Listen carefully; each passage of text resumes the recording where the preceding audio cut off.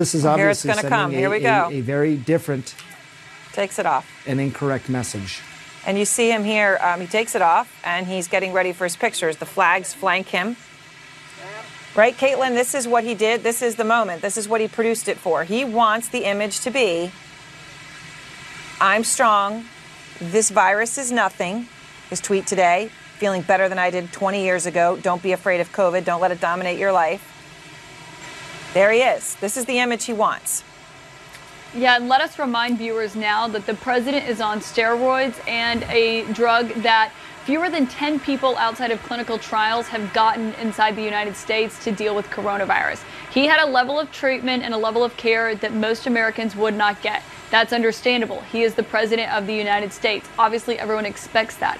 But what the president is portraying by taking his mask off when he gets back to the Truman balcony to give this grand return to the White House is that everything is fine, and as he said, don't let coronavirus control your life. But that is very much still a president who has coronavirus. Despite the lights and the flags and the staged entrance that the president wants to create, he still has coronavirus, and he is only a few days into the diagnosis. And Aaron, today his doctor didn't reveal a lot of information, as he hasn't for the past 2 days, but he did still say that he won't breathe a sigh of relief until Monday. That's a full week from today. So here we have Donald Trump showing the American people how much his condition has improved by standing on a balcony and gasping for air. Seriously, either he just swam the 50-meter freestyle or the guy is really, really sick. This came just hours after Trump took to Twitter announcing that he's being released from Walter Reed Hospital. He wrote, "Don't be afraid of COVID, don't let it dominate your life. We have developed under the Trump administration some really great drugs and knowledge. I feel better than I did 20 years ago."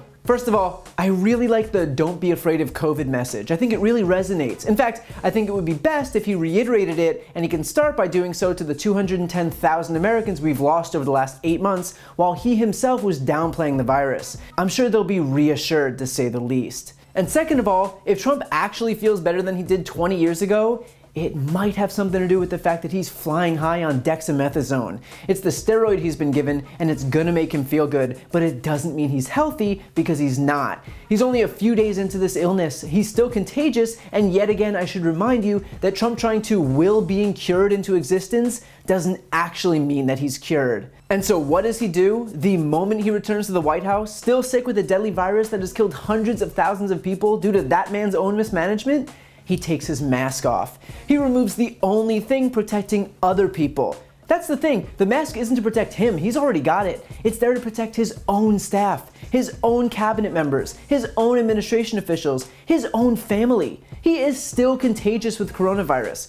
I'm obviously not a big thoughts and prayers guy, but if you are, I'd use them on anyone currently inside of 1600 Pennsylvania Avenue, from the housekeepers and janitors all the way up to senior staff. Because if this is the attitude from the top, then they are going to get this virus. Their lives are all being put at risk. Also that a weak, sick man can pretend to be strong. Also, think about the impacts this will have on a broader scale. Americans who watch this display may actually think that the virus that has already killed over 200,000 people isn't a big deal. They might watch this and think that masks aren't necessary because the president isn't wearing his. Forget that he's on steroids and has access to the best medical treatment on the face of the earth that even a fraction of Americans wouldn't otherwise be able to get.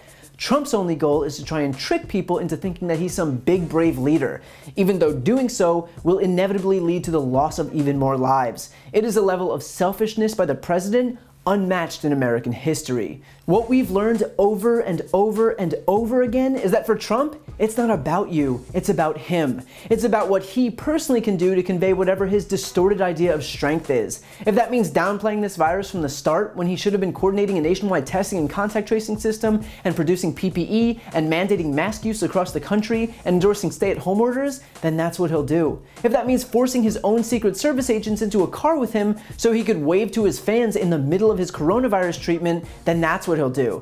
If that means taking off his mask, the single most effective tool we have at this point to protect us from this virus, and sending a message to his supporters that masks are a symbol of weakness, then that's what he'll do.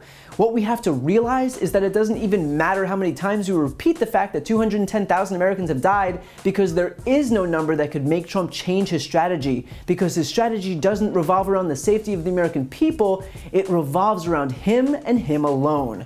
So if you want this virus contained, you won't get there by appealing to Trump's judgment, you'll get there by voting him out of office and ending this national nightmare. I have an announcement, and that is that I'll be live streaming the next debate between Kamala Harris and Mike Pence on Wednesday, October 7th with a special pre-show guest, Mary Trump. So to watch our commentary and then hear my real-time fact-checking of the debate, head on over to my YouTube channel, and next to the debate video at the top of the page, click Set Reminder. See you Wednesday at 8 p.m. Eastern, 5 p.m. Pacific.